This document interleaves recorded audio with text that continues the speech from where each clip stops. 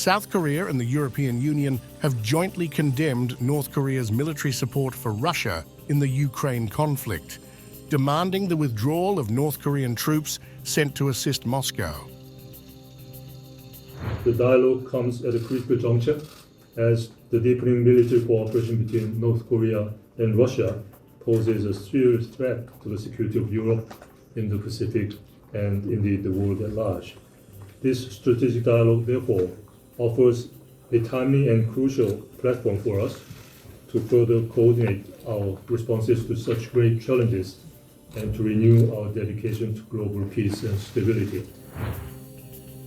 EU Foreign Policy Chief Josep Borrell and South Korean Foreign Minister Choe issued a strong statement against North Korea's military collaboration with Russia, emphasizing the immediate need for North Korean forces to leave the conflict zone.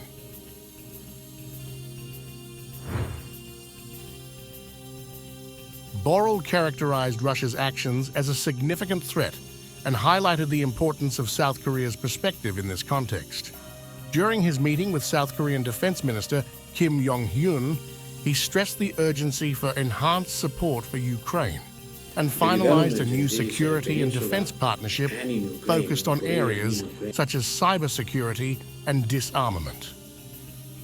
The developments in this peninsula and in Ukraine, in Korea and in Ukraine, they are far away, but they are interlinked, as you know very well, including the deployment of North Korean troops in Russia, which regrettably illustrates the importance of our shared security agenda. It's not a rhetorical, it's not a theoretical approach. It is because the war is at the borders of Europe, and it is because in this war, North Korean troops are going to participate. So this increases the need for us to work together. To work together guided by common interest and shared values, and with the will to strengthen our efforts to show that democracies deliver best for our citizens. U.S. Secretary of State Antony Blinken has warned that North Korean troops stationed in Russia's Kursk region could soon be deployed against Ukrainian forces.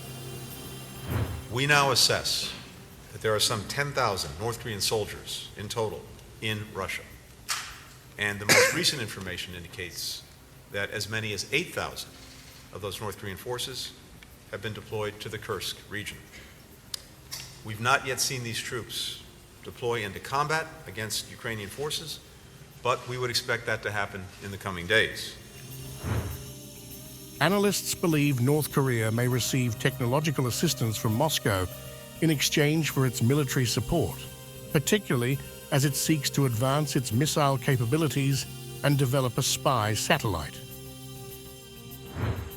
Recent developments have intensified concerns over North Korean military advancements, notably marked by the recent test of the Hwasong-19, a new solid-fuel intercontinental ballistic missile. Russian President Vladimir Putin met with North Korean Foreign Minister Choe in Moscow, where they discussed the strategic partnership between their nations. Choe conveyed warm greetings from North Korean leader Kim Jong-un and reportedly engaged in high-level discussions on potential troop support and what North Korea might receive in exchange.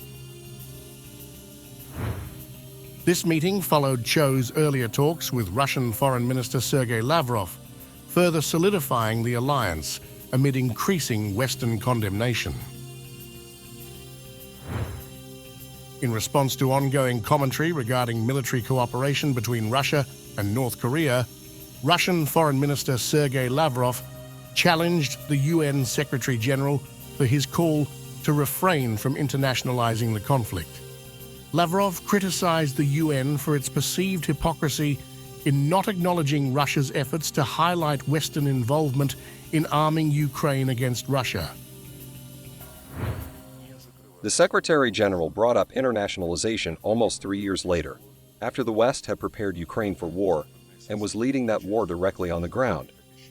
We have already presented the facts many times, But at that time, the leadership of the UN Secretariat was not concerned about internationalization. While the West continues to express concern over North Korea's involvement on the battlefield, Russia remains defiant in its stance.